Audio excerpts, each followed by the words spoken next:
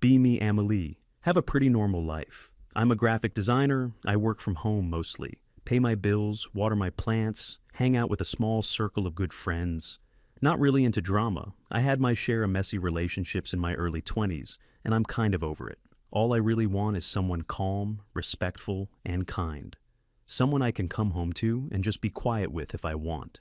Figured I knew what toxic looked like. I dated guys before I came out, and I heard all the stories from my straight friends. You know, the controlling boyfriends, the ones who get jealous, the ones who never listen. I thought I had a good radar for that stuff. Turns out I didn't. A couple of months back, my friend had a birthday party. It was at her apartment, one of those loud, crowded ones where you can barely hear yourself think. I'm not a huge party person, so I was mostly sticking to the wall, nursing a drink, and waiting for a polite moment to leave. That's when I saw her, Elle. She wasn't just talking to a group of people. She was holding their complete attention. She was passionate, gesturing with her hands. Her eyes were bright. She was talking about some social issue. I couldn't hear the details over the music, but it wasn't what she was saying that caught my attention. It was how she was saying it. She seemed so sure of herself, so full of conviction. It was magnetic. Later, the host, my friend, dragged me over and introduced us. Up close, she was even more striking, very smart, very articulate. She asked me what I did, and when I told her, she didn't give the usual fake, "Oh, that's so creative" response. Instead, she asked real questions about my work, about composition and color theory. For a few minutes, I felt like the most interesting person in the room. We talked for maybe an hour, standing in that noisy kitchen. It felt easy. She had this way of making you feel like you were in on a secret with her. Before I left, she asked for my number. I gave it to her without a second thought.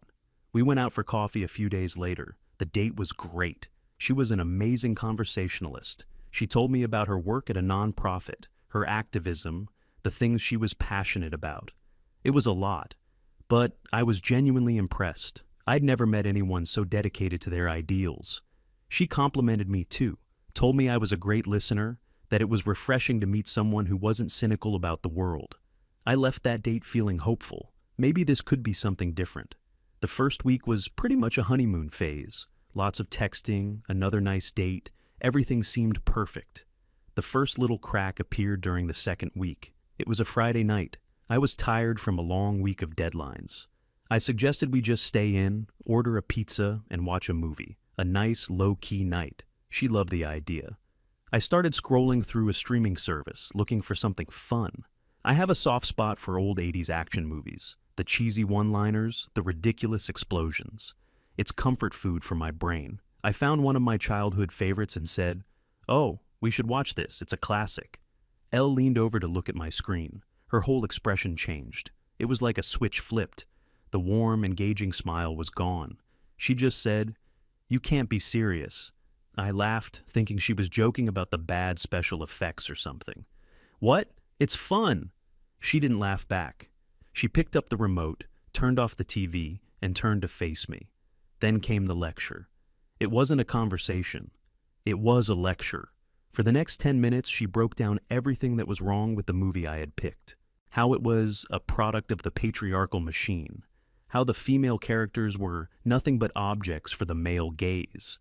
How the hero represented the pinnacle of toxic masculinity. I just sat there, pizza getting cold on the table, feeling like I was in a university seminar I hadn't signed up for. I tried to defend myself, just a little.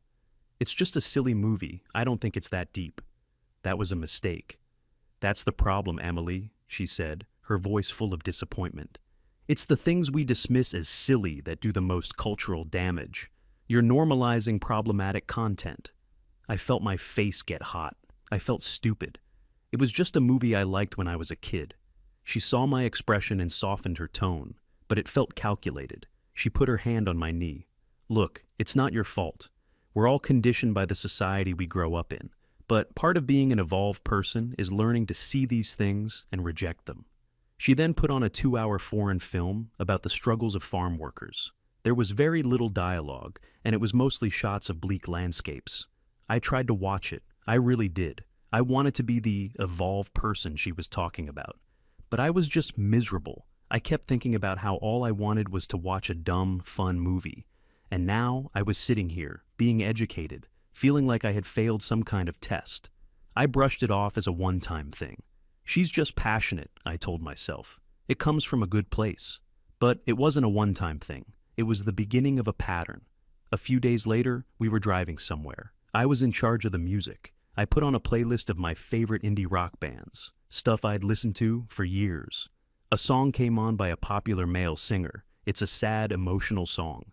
Before the first chorus even hit, Ellie reached over and skipped the track. "I can't listen to this," she said. "Why? You don't like this band?" "It's not about liking them," she explained, as if to a child. "It's about the principle.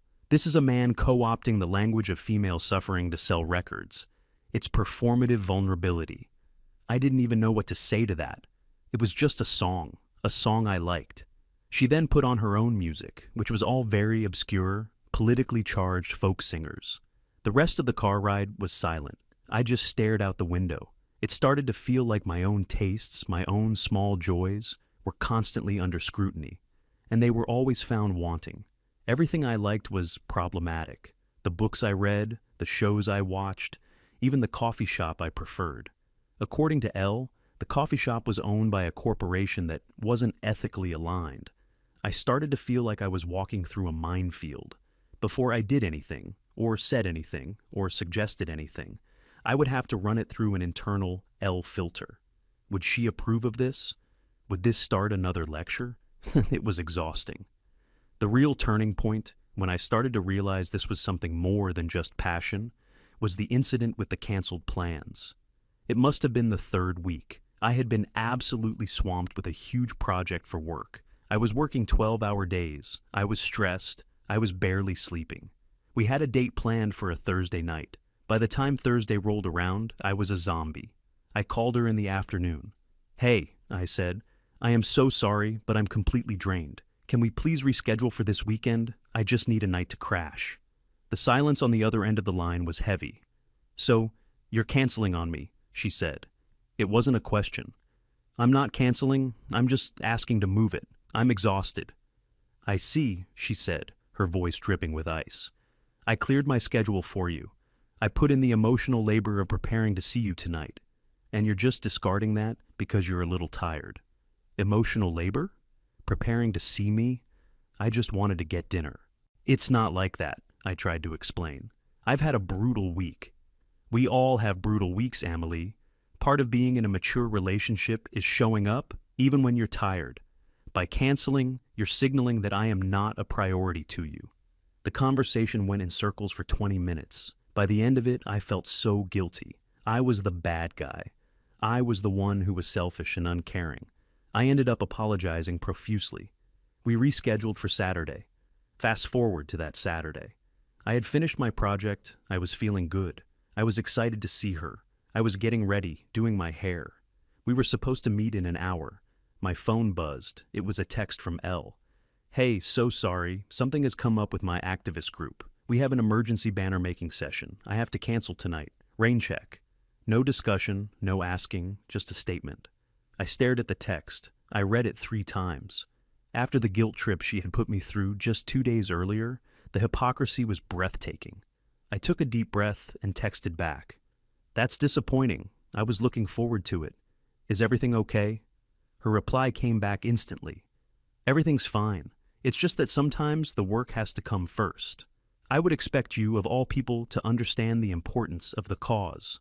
The implication was clear. Her reason for canceling was noble and important. My reason, being burnt out from my job, was selfish and trivial.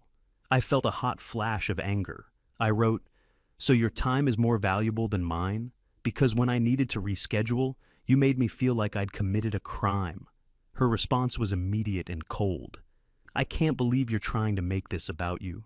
This is completely different. I'm talking about collective action for social justice. You were talking about being tired. You're creating a false equivalency, and frankly, it's insulting." I didn't reply. I just put my phone down and sat on the edge of my bed. It was the first time I thought to myself, this isn't right. This isn't about principles. This is about control. It was a game where she made the rules, and the rules could change at any moment to suit her. The worst part was, I started to second-guess myself. Maybe she was right. Maybe I was being selfish. Her confidence was so absolute that it was hard not to get swept up in it. But a little voice in the back of my head was getting louder, and it was telling me that healthy relationships don't feel like a constant test you're failing. The next week, she suggested I meet her best friend. My own best friend, I should say, is the most low-key person on the planet. We've known each other since we were kids. Our friendship is built on bad jokes, and knowing we can call each other at 3 a.m. for any reason. I brought Elle to meet her for a casual brunch one Sunday. My friend is a good person. She's friendly, she's warm, she works as a vet tech. She's engaged to a guy she's been with for years, a really sweet, goofy guy. The meeting was a disaster. Ella was polite on the surface, but it was a cold, clinical politeness. My friend, trying to break the ice, started telling a funny story about her and her fiancé, trying to assemble some furniture and failing miserably. It was a cute, self-deprecating story. Ella didn't crack a smile. She just watched my friend with this intense, analytical gaze. The rest of the brunch was painfully awkward. Ella would only talk about heavy political topics. My friend tried to engage, but it was obvious she was out of her depth and uncomfortable. I was mortified. I felt like I had brought a ticking bomb to a picnic. The second we left the restaurant, Elle turned to me. "Well," she said, "that was revealing." "What do you mean?" I asked, though I was already bracing myself. "Your friend," Ella began, "she is a classic example of someone with deeply internalized misogyny." I stopped walking. "What are you talking about? She's the kindest person I know." "Kindness is irrelevant when you're actively participating in your own oppression," Ella said, as if this was the most obvious thing in the world. The way she talks about her fiancé, it's all centered around him. She defines her life through him? Her little story wasn't cute. It was a sad performance of female subservience to male incompetence. I was stunned. She had taken a simple, funny story and twisted it into something ugly and political. She had passed a harsh, final judgment on my best friend after knowing her for just 1 hour. "You can't be serious," I said. "You don't know her." "I know the type," Elle insisted. "And you need to be careful, Amélie.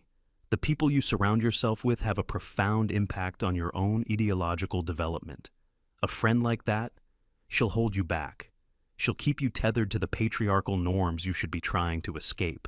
And there it was. It wasn't just my taste in movies or music that was wrong. Now it was my friends, the people I loved. They were also problematic. She was trying to isolate me. She was framing it as concern for my growth. But it was about cutting me off from anyone who wasn't part of her world, anyone who might offer a different perspective, anyone who might look at our relationship from the outside and say, "Hey, this is not okay." That night, I called my friend and apologized for how awkward brunch was. She was cool about it, as always. "Don't worry about it," she said. "Your new girlfriend is intense." "Yeah, that's one word for it," I said. There was a pause. Then my friend said, "Hey, can I ask you something? You don't have to answer." "Sure." "Does she ever just let you be you? Or does it always feel like you're one wrong move away from getting a lecture?" Her question hit me so hard I couldn't speak for a second. She had seen it. In just 1 hour, she had seen the dynamic that I had been trying to ignore for weeks. "I don't know," I finally whispered. "Well, just be careful, okay?" she said gently. "You seem a little on edge lately." After that call, I felt a profound sense of sadness. I was changing myself to please Elle. I was censoring my thoughts, hiding my tastes, and now I was being told to distance myself from my best friend. And for what? So I could be seen as evolved? I started thinking about what toxic masculinity was supposed to look like. All the articles and posts I'd ever seen talked about men being controlling, about them isolating their partners from friends, about them making their partners feel stupid or inadequate, about setting impossible standards and rules. LA was doing all of those things, but she was doing it under the banner of feminism. She was using the language of social justice to justify classic textbook emotional abuse. And because it was coming from a woman and wrapped in progressive ideology, I hadn't recognized it for what it was. I felt like a fool. I decided I needed to talk to her, to set some boundaries. The next time we saw each other, I tried. I told her that it made me uncomfortable when she criticized my friends and my interests. I told her that I needed to feel accepted for who I am, not who she thinks I should be. I spoke calmly. I used "I feel" statements. I did everything you're supposed to do in a mature conversation. It was like talking to a brick wall. She immediately turned it around on me. She said my desire for comfort was a sign of my privilege. She said that my feelings were not as important as the greater struggle. She accused me of tone policing her. She said that true love isn't about bland acceptance. It's about challenging each other to be better. "I'm challenging you, Amelie," she said, looking me right in the eye, "and you're resisting it. You need to ask yourself why." The conversation ended with me, once again, feeling like I was the one with the problem.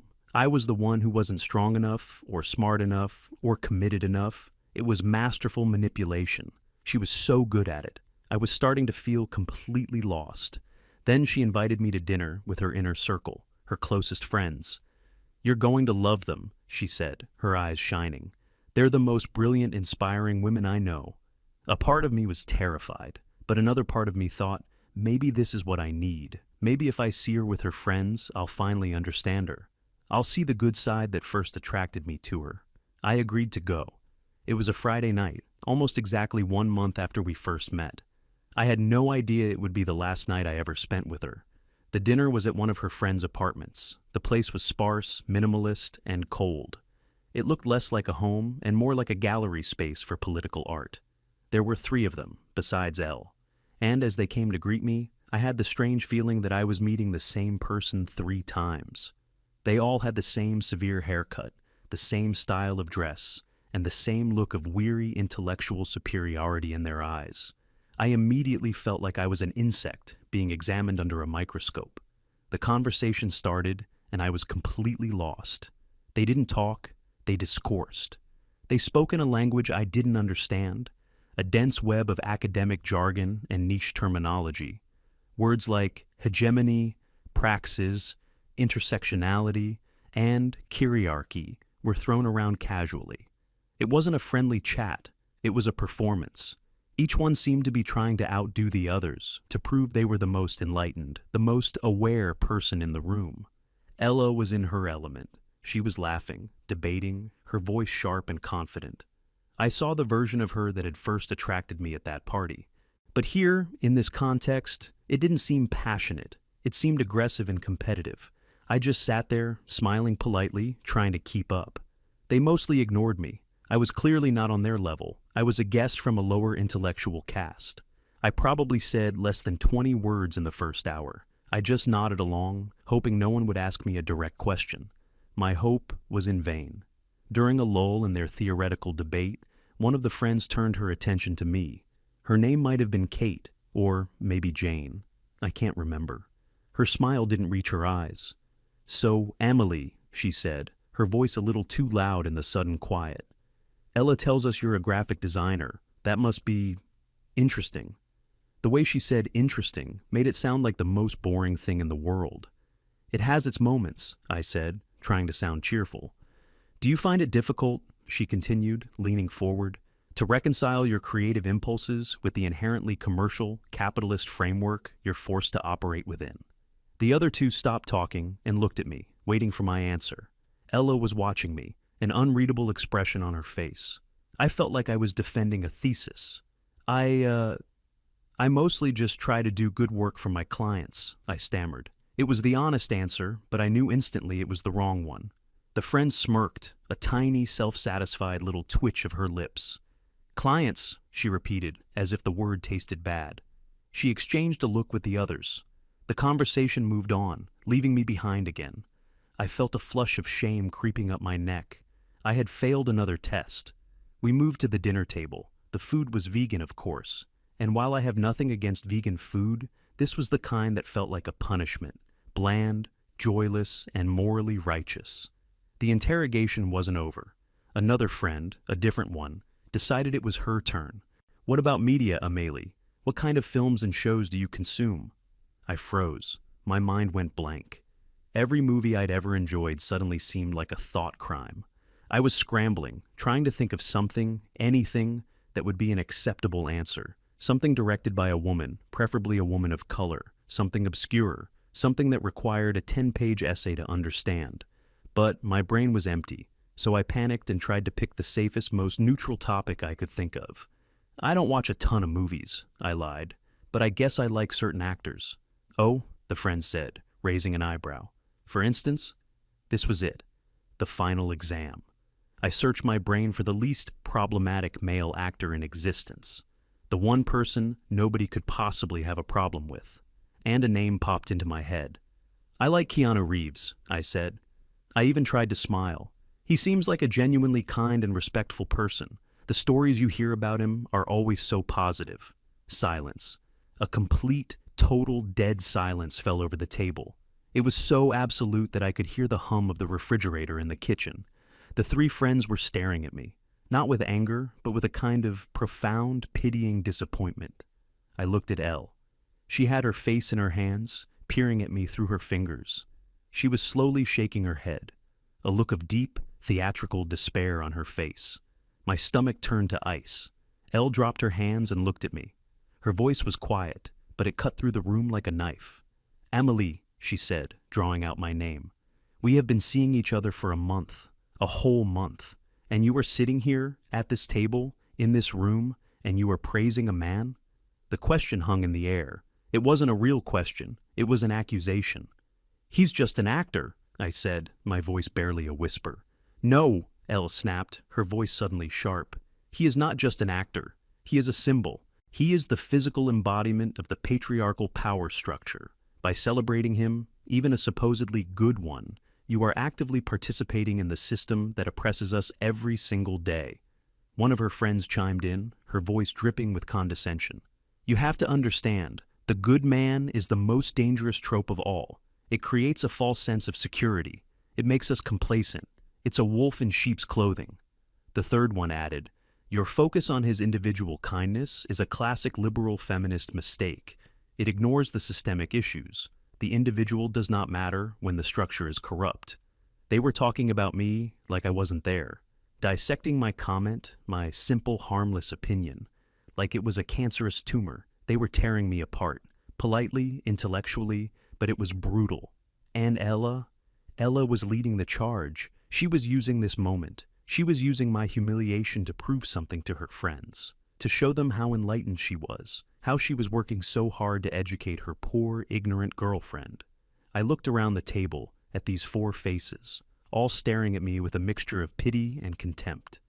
In that moment, something inside me just broke. It wasn't a loud crack. It was a quiet, clean snap. The fog of guilt and self-doubt that I had been living in for a month just vanished, and all that was left was a cold, hard clarity. I saw Elle for who she really was, not a passionate activist, not a brilliant intellectual. She was a bully. She was a cruel, controlling person who used her ideology as a weapon to make other people feel small. And her friends were just like her. This wasn't a circle of friends. It was a pack of wolves. And I had been invited to be the evening's entertainment. I didn't say anything. I didn't try to defend myself. I didn't cry. A strange calm washed over me. I felt completely detached, like I was watching a scene from a movie. I slowly placed my fork and knife down on my plate. I folded my napkin and placed it on the table. I pushed my chair back, the sound scraping loudly in the silent room. I stood up. The four of them just stared at me, their mouths slightly open. They were confused. This wasn't part of the script. I picked up my purse from the floor. I turned without a word and walked towards the front door. I could hear Ella's chair scrape back as she jumped up. "Amélie, what are you doing? Where are you going?" I didn't answer. I just kept walking. I reached the door. I put my hand on the knob. She was right behind me. She grabbed my arm. "Stop!" she hissed, her voice low and furious. "You are making a scene. You are embarrassing me." "Let go of my arm," I said. My voice was level. It didn't even sound like my own. She dropped her hand like she'd been burned. "You can't just leave," she said, her voice rising. "We are in the middle of a conversation. This is an opportunity for growth. You are being irrational." I turned to face her. I looked her right in the eye. "No," I said, my voice still eerily calm. "I am being rational for the first time in a month." "What is that supposed to mean?" she demanded. Her friends were now standing in the hallway behind her, watching. "It means I'm done," I said. "We're done." A flash of panic crossed her face, quickly replaced by anger. "You're breaking up with me, here, now, because my friends challenged you a little bit? You're really that weak? You can't handle a strong, intelligent woman who pushes you?" And that was it.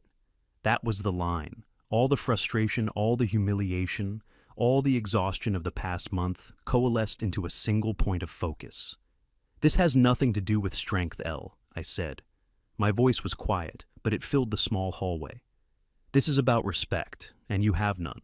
For me, for my friends, for anything that you can't fit into your tiny, rigid little boxes." I took a step closer. "You talk a big game about toxic men and the patriarchy," I said. "I've dated men. I've seen my friends deal with controlling, manipulative partners, and I can tell you with absolute certainty that no man has ever treated me with the kind of condescending, soul-crushing disrespect that you have shown me for the last month." Her face went pale. The smirk was gone. "You're not an activist," I said, delivering the final blow. "You're just an abuser who found a political movement to hide behind. It's the best camouflage in the world, isn't it? You get to be cruel and call it education." I saw a flicker of something in her eyes. For a split second, I think she saw it too. Then the mask slammed back down. "Get out," she whispered. "Gladly," I said. I opened the door and walked out into the cool night air. I didn't look back. I walked for a few blocks, my mind completely empty. Then I took out my phone and called a cab. As I rode home, it all started to hit me. I didn't cry, I just felt hollowed out.